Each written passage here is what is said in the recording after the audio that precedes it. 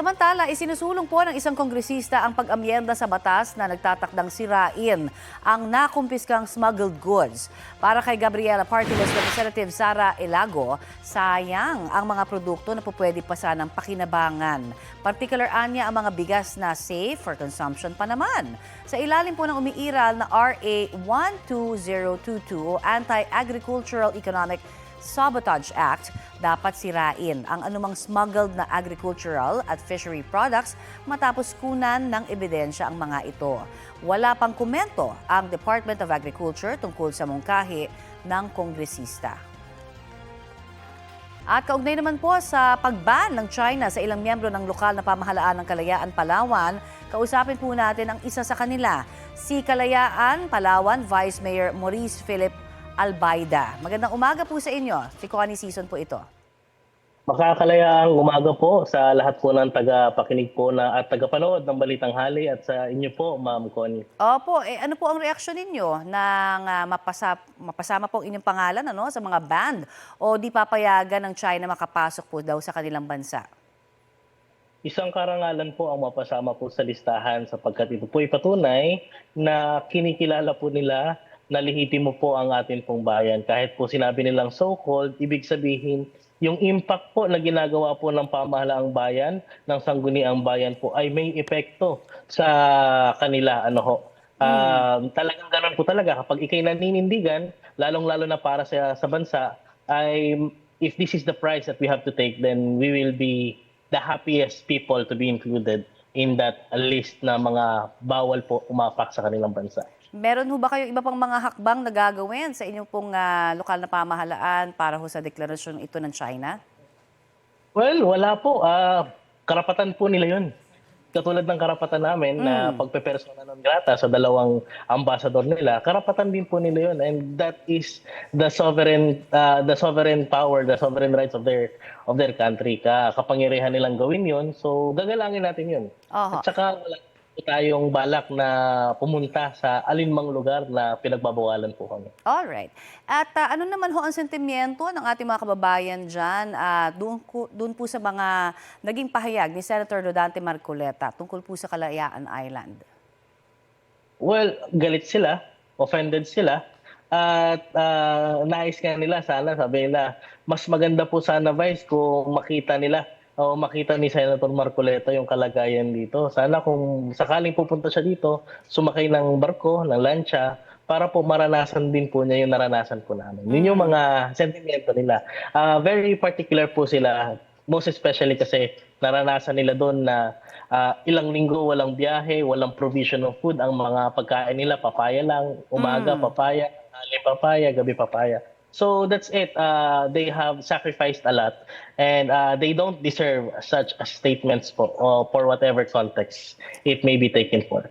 Maraming salamat po at ingat po kayo. Maraming salamat po yan po naman si Kalayaan, Palawan Vice Mayor Maurice Philip Albayda. Ng isang e-trike ang FY Manalo Street sa Santa Ana, Maynila, pasado alas 5 ng umaga kanina. Hindi gaanong maaninag pero isa pong kotseng naka-counterflow ang biglang sumalpok sa e-trike. Bumulagta ang babaeng driver ng e-trike na isinugod sa ospital. Sugatan naman ang isang motorcycle rider na nasa likuran ng e-trike.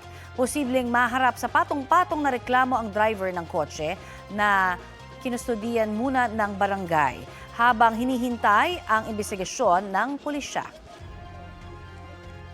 May update po tayo sa matagal lang nakabinbin na cash gift ng 4 na Aita centenarian sa Tarlac. May ulat on the spot si Oscar Oida. Oscar? Yes, Connie, natanggap na nga ng 4 na Aita centenarian mula dito sa Capas, Tarlac ang kanilang 100,000 pesos gift ngayong umaga. Pinangunahan mismo ni NCSC Chairperson at CEO, Attorney Maria Merceditas Gutierrez, ang pamamahagi ng tig-100,000 pisong cash gift sa 4 na kwalipikadong Aita centenarians. Bukod sa cash gift, ipinagkaloob din sa mga centenarians ang Presidential Felicitation Letter bilang pagkilala sa kanilang mahabang buhay at ambag sa komunidad.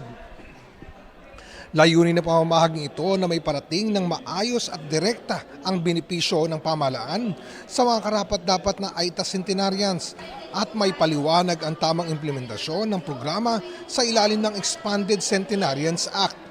Matatanda ang kamakailan, iminungkahi ni DSWD Secretary Rex Gatchalian na ibalik na lang sa kanila ang paumuno sa programa, bagay na mariing tinutulan ni Gutierrez pagkat di naman daw sila nagkukulang sa kanilang tungkulin. Ayon sa NCSC, umaabot na sa higit 2.8 bilyong piso o 96% ng pondo ang naipamahagi hanggang December 31, 2025. Connie? Maraming salamat, Oscar Oida. Nabenta na sa subasta ang isa pa sa mga luxury vehicle na mag-asawang Diskaya na sangkot sa questionableng flood control projects. May ulat on the spot si Maki Pulido. Maki? Ayan, Connie, kung nakikita mo nasa aking likuran, yung mga luxury vehicle ng mga Diskaya na isinubasta ngayong umaga ng Bureau of Customs. Directly behind me, Connie, ay yung itim na Rolls-Royce. At sa ikatlong pagkakataon o ikatlong public bidding na isinagawa ng Bureau of Customs ay nabenta na itong Rolls-Royce ng mga Diskaya. Isa lang ang nagbid para sa Rolls-Royce at nakuha nila ang luxury vehicle sa halagang 29,026,000 pesos. Mataas lang ito ng 1,000 sa floor price ng bidding. So Igorot Stone Kingdom Inc. ang nanalong bidder. Sa 10 luxury vehicle na ipinasubasta ngayong araw, kabilang narito nga yung 8 mga sasakyan ng mga Diskaya, tanging ang Rolls-Royce Cullinan lamang ang nabenta. Pinakamahal sa mga pinasubasta ay ang 2 Bugatti na may floor price na 149.9 million pesos para sa kulay blue at 160.4 million pesos para sa kulay red na parehong hindi pag-aari ito ng mga Diskaya. Itinakda yung susunod na public auction sa February 25. Connie? Maraming salamat, Maki Pulido. Wala raw kinalaman si Vice President Sara Duterte sa umuugong na term sharing umano sa Senate presidency sa pagitan ni Senate President Tito Soto at Senador Loren Legarda. Mula naman akong nakakausap na senador sa term sharing. In fact, hindi ko na nga kinakausap yung mga senators. Kasi napapansin ko kapag merong kumakausap sa akin or tumutulong sa akin or kahit man lang nangangamusta sa akin ay binabanatan ng administrasyon. Pinafailan ng kaso, tinitreten, hinaharas. Tinanong yan sa bise kasunod ng paghahain ng 3 impeachment complaints laban sa kanya. Sakaling magka-impeachment trial, Senate President ang magsisilbing presiding officer sa Senate Impeachment Court. Nasa tanggapan na ni House Speaker Bogie D ang 3 impeachment complaints ayon kay House Secretary General Cheloy Garafil. Inaasahang mailalagay na ito sa Order of Business ng Kamara. Para naman sa kapatid ng bise na si Davao City 1st District Representative Paulo Duterte, tila paglilihis sa ibang issue sa bansa ang bagong impeachment complaints laban sa bise. Tanong ni Congressman Duterte, nakalimutan na raw ba ang katiwalian sa flood control projects o sadyang pinalilimot ang issue? Noong una raw, umuusad ang mga investigasyon ng Independent Commission for Infrastructure. Gayon din ang Senate Blue Ribbon Committee. Pero bigla na lamang daw nawala na parang bula.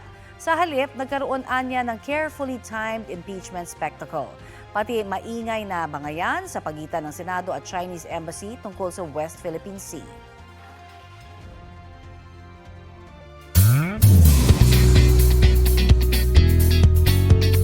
Love is in the air nga ba sa pagitan ng PBB batchmates na sina AZ Martinez at Ralph De Leon?